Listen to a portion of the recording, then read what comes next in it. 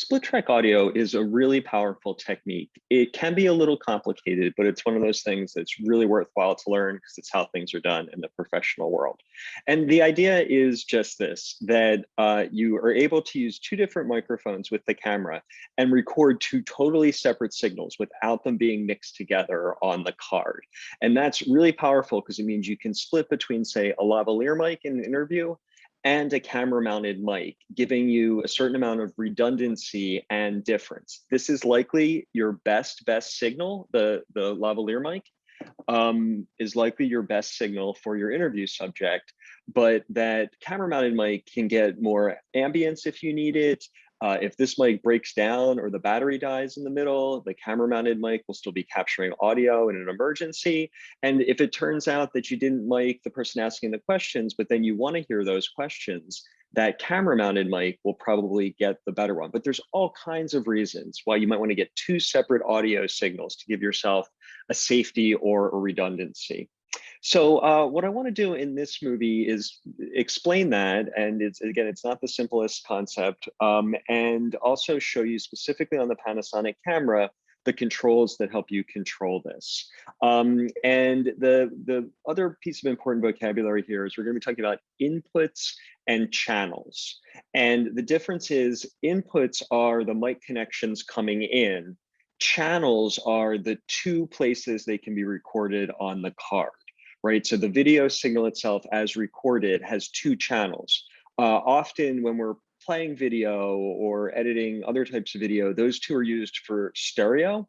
Okay, so they're basically the same thing with maybe slight differences for a stereo sound.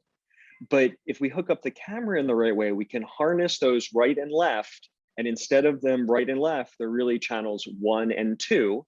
Frequently 1 is left and right is 2.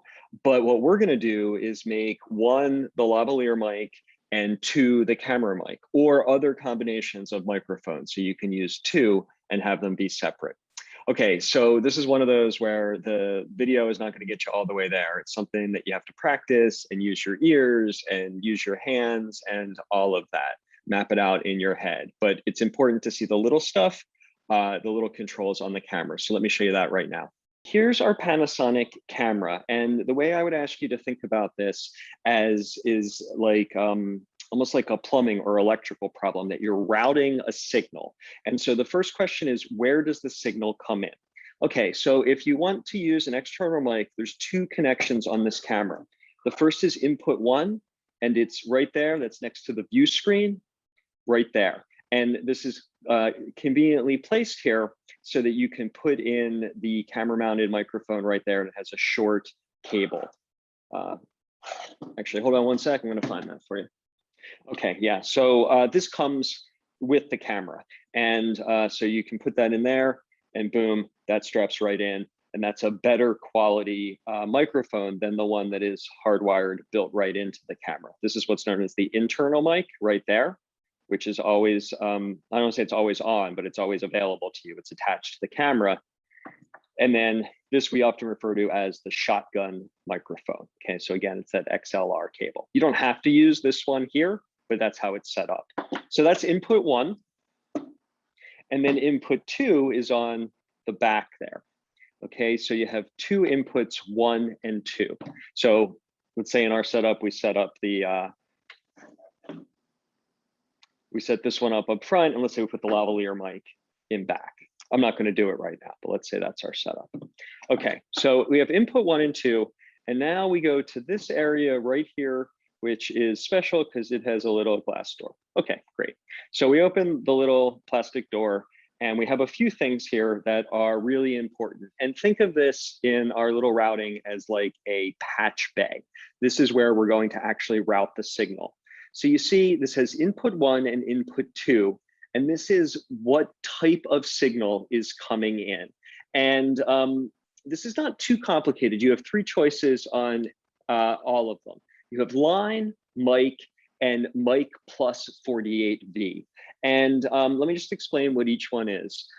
You would use line only in the case that you have an already balanced signal. So an easy way to remember it is if you're at a concert and someone is in a position in the back of the room, and they're going to get a wide shot of the concert stage for the whole thing, you could say to the sound guy, do you have a line out? Right? Meaning, do you have a line out of the soundboard? And you could plug that into input 1 or 2, and then you could tell the camera, this is not a microphone, but in fact, this is a balanced source, okay? A line from a mixing board or a recorded source, something like that. Okay, and then you have mic and mic 48V. So the difference there is plus 48V, some mics receive power through the XLR cable, including this guy, including that shotgun mic. So if we did put that in input 1, like I showed you, let me do it because it won't sit as nice on the table, we would then put input 1 to plus 48. Now our lavalier mic and many mics have their own power. You know the lavalier mic has its own power because it has a battery in it, right? So if we hook the lavalier up into the second one, we would probably put that on mic. Okay, so just imagine this again as like plumbing or electrical. What comes in through here? Okay, we put that one in there, lavalier in there, 1 and 2. Okay, 1, that's a mic that needs the phantom power, no battery. Mic 2, that one has a battery, so we put it on mic.